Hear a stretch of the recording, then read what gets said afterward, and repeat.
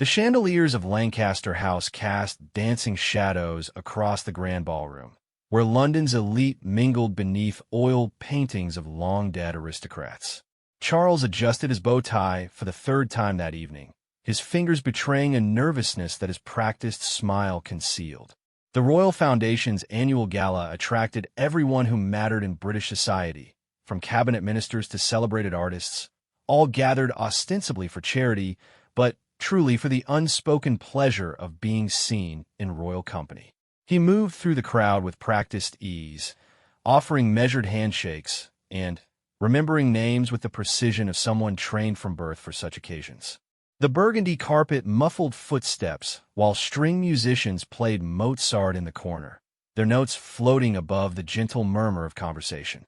Everything appeared perfect, orchestrated down to the smallest detail by a team of planners who understood that in royal circles, perfection was not an aspiration, but an expectation. Charles paused near a marble column, accepting a glass of champagne from a passing waiter.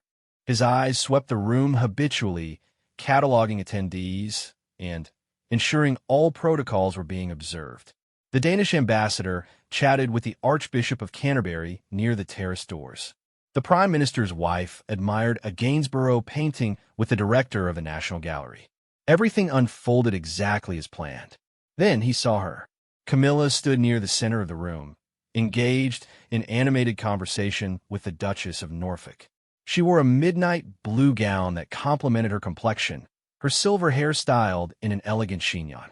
But it was not her dress or her bearing that made Charles's hand tighten involuntarily around his champagne flute.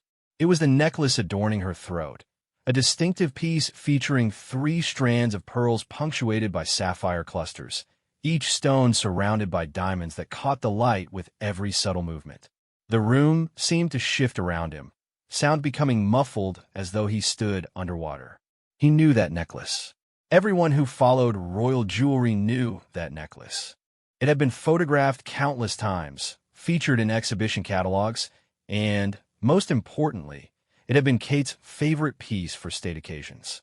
The Princess of Wales had worn it to her first state banquet, to the opening of Parliament, to diplomatic receptions where she represented the future of the monarchy. It was not merely jewelry. It was a symbol, a connection between the people's princess and the institution she had married into. Charles watched Camilla touch the necklace absently as she laughed at something the Duchess said. The gesture appeared unconscious, the way one might smooth a sleeve or adjust a ring. But to him, watching from across the room, it seemed to burn like a beacon. How had this happened? Who had authorized it? The royal jewelry collection operated under strict protocols.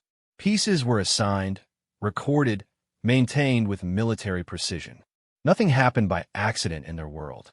A government minister approached him, hand extended, mouth already forming pleasantries about the Foundation's work.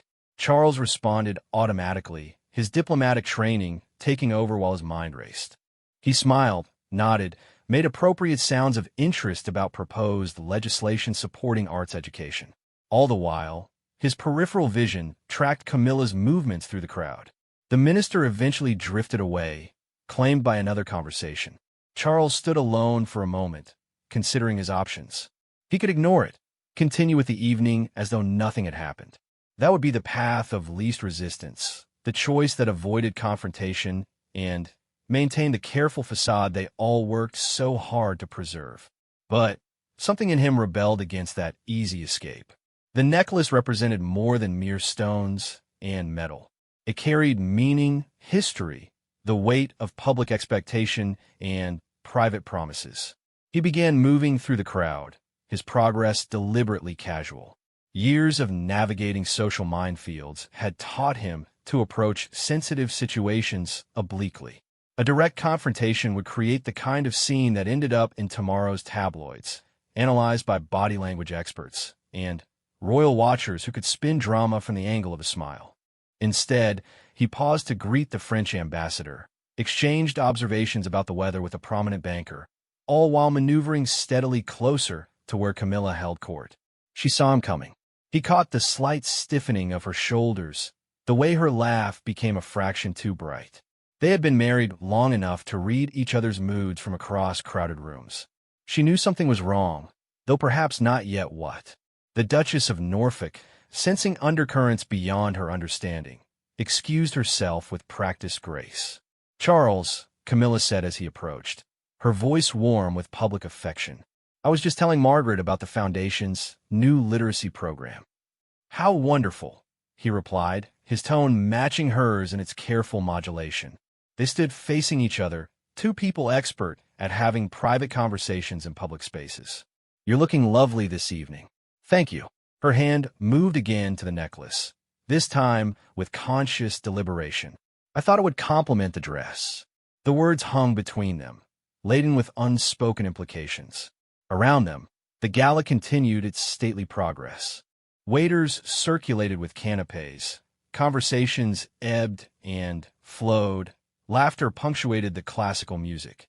But for Charles and Camilla, the rest of the room might have disappeared. "It's a significant piece," he said carefully. "Yes," she agreed. "Very significant." Their eyes met and held. In that gaze lay years of complicated history, of being cast as villain and hero in a story written by others, of finding their way back to each other across decades of duty and scandal. But also in that gaze was the recognition of a line crossed, a boundary violated in the complex geography of royal protocol. "Perhaps we should discuss the Foundation's plans," Charles suggested, his voice carrying just enough edge to signal this conversation was far from over. "Of course," Camilla replied, "though I believe the evening is meant for celebration, not business." A photographer appeared, drawn by the magnetic pull of senior royals in apparent conversation. They turned automatically, presenting united smiles to the camera. The flash illuminated the necklace fully, each sapphire catching fire for an instant before returning to its deep blue depths. Charles wondered if the photographer knew what he had captured, whether tomorrow's papers would carry the image with breathless speculation about its significance. The photographer moved on, hunting other quarry. Charles and Camilla remained frozen for a moment longer in their tableau of marital harmony before the spell broke. She turned to greet an approaching dignitary, effectively ending their exchange. Charles found himself relegated to the edges of her conversation, present but excluded, wrestling with emotions he could not afford to display. The necklace continued to gleam at her throat, impossible to ignore. Every time she moved, it caught the light differently, creating new patterns of brilliance. He remembered Kate wearing it to her first Christmas concert at Westminster Abbey, how she had touched it nervously before walking onto the stage. He remembered the photographs from that evening, the way the jewels had framed her smile as she spoke about the importance of early childhood development. The necklace had become part of her image, woven into the public's perception of their future queen. Now, it adorned Camilla's neck as she discussed charity initiatives with the same practiced ease, the same carefully modulated enthusiasm. The contrast struck him like a physical blow. Not because Camilla was unworthy of fine jewelry. She had her own magnificent pieces, gifts from foreign dignitaries, and inheritances from her family. But because this particular necklace had never been just about beauty or value. It was about what it represented, who had worn it, what promises it embodied about the monarchy's future. A bell chimed softly, signaling that dinner would soon be served in the adjoining hall. The crowd began its choreographed migration, partnerships forming according to invisible hierarchies of rank and precedence. Charles found himself swept along in the current, separated from Camilla by the demands of protocol. She would sit at the head table, naturally, but not beside him. These events required them to spread their presence, to honor different guests with their proximity. As he took his assigned seat between the Spanish ambassador's wife and a prominent philanthropist, Charles caught sight of Camilla across the vast expanse of white tablecloths and crystal. The necklace caught candlelight now, creating new depths of blue fire. Others must have noticed too. He saw heads turn, whispered exchanges behind raised hands. The room might pretend to focus on soup courses and small talk, but undercurrents of recognition rippled beneath the surface. The Spanish ambassador's wife proved an excellent dinner companion, well-versed in the art of maintaining conversation without requiring genuine engagement. Charles responded appropriately to her observations about London's theater scene while his thoughts churned. What message was Camilla trying to send? To him? To the public? To Kate herself, who was notably absent from tonight's festivities, home with the children as she so often was these days? The evening proceeded through its prescribed courses. Salmon gave way to lamb. Speeches followed toasts, the careful machinery of royal entertainment clicking along its well-oiled tracks. Charles delivered his own remarks about the Foundation's work with practiced sincerity, his voice carrying across the hushed hall. He spoke of duty, of service, of the bonds that connected the monarchy to the people it served. All the while, the necklace glittered in his peripheral vision, a constant reminder of conversations yet to come. Camilla also spoke, her remarks graceful and brief. She thanked the donors, praised the Foundation's staff, told a gently humorous anecdote about visiting one of their supported schools. The audience laughed at appropriate moments, applauded when she finished. Through it all, the sapphires at her throat caught and threw back light-like accusations. After dinner, the guests dispersed into various reception rooms for coffee and further mingling. Charles found himself momentarily alone in a corridor lined with portraits of previous monarchs. Their painted eyes seemed to follow him, these ancestors who had navigated their own palace intrigues and public scandals. He wondered what they would make of tonight's subtle drama, whether they would counsel confrontation or strategic silence. "Brooding doesn't suit you," a voice said behind him. He turned to find his sister, and resplendent in purple silk, and regarding him with characteristic directness. "I'm admiring the artwork," he deflected. "Of course you are." Her tone suggested complete disbelief. "Rather interesting jewelry choices this evening." So others had noticed. Of course they had, and missed nothing, particularly when it came to family dynamics. "These things happen," he said carefully. "Do they?" She moved to stand beside him, both now facing a portrait of their great-great-grandmother. "In my experience, very little happens by accident in this family." The truth of her words settled over him like a weight. She was right. Naturally, someone had made a decision to release that necklace from the vault, to place it in Camilla's hands for tonight's event. Whether Camilla herself had requested it or someone had suggested it, the choice had been deliberate. "What would you do?" he asked, surprising himself with the directness of the question, and considered, her reflection visible in the glass protecting the portrait.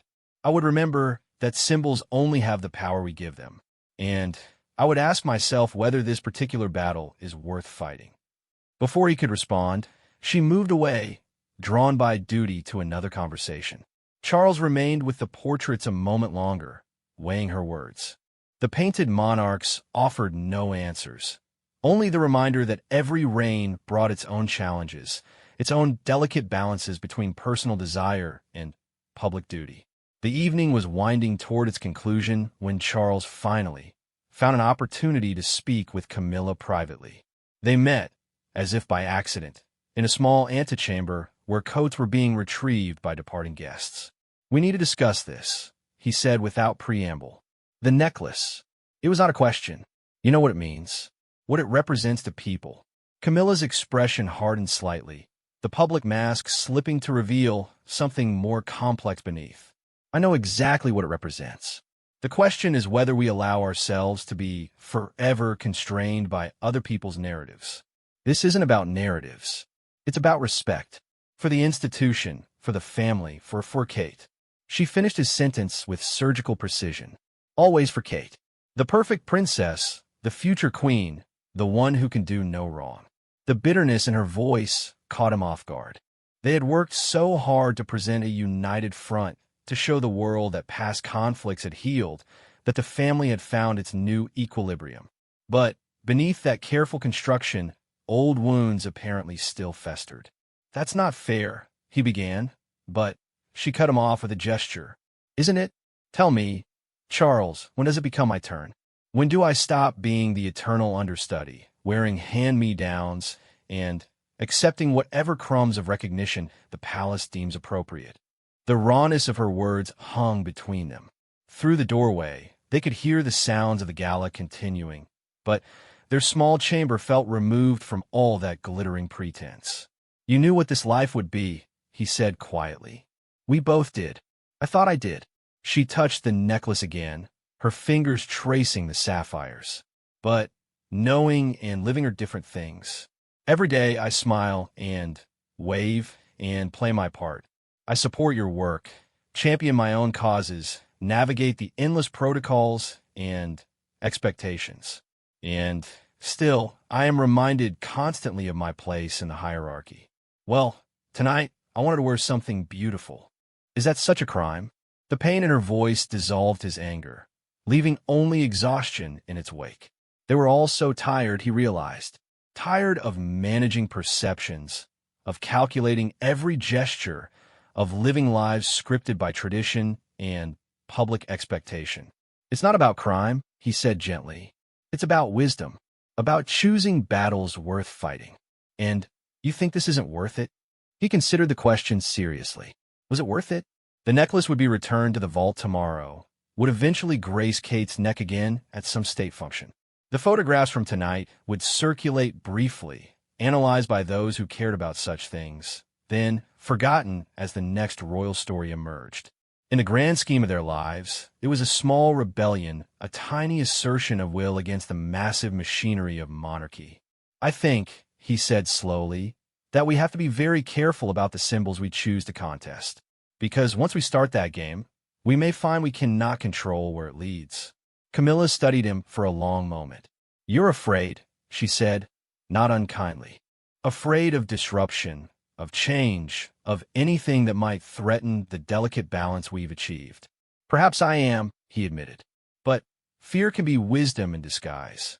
We've worked too hard to build this life, to risk it over jewelry, however significant." A knock at the door interrupted them. Aide appeared, reminding them that the car was waiting, that the evening schedule demanded their departure. The moment of raw honesty evaporated, replaced once again by the masks they wore so expertly. As they prepared to leave, Camilla paused. "I'll have it returned tomorrow," she said quietly. "But, Charles, we cannot go on like this forever, pretending that the past can be erased by good behavior and proper protocol." He wanted to respond, to find words that might bridge the gap between them. But the aide was hovering, the car was waiting, and the demands of their position reasserted themselves.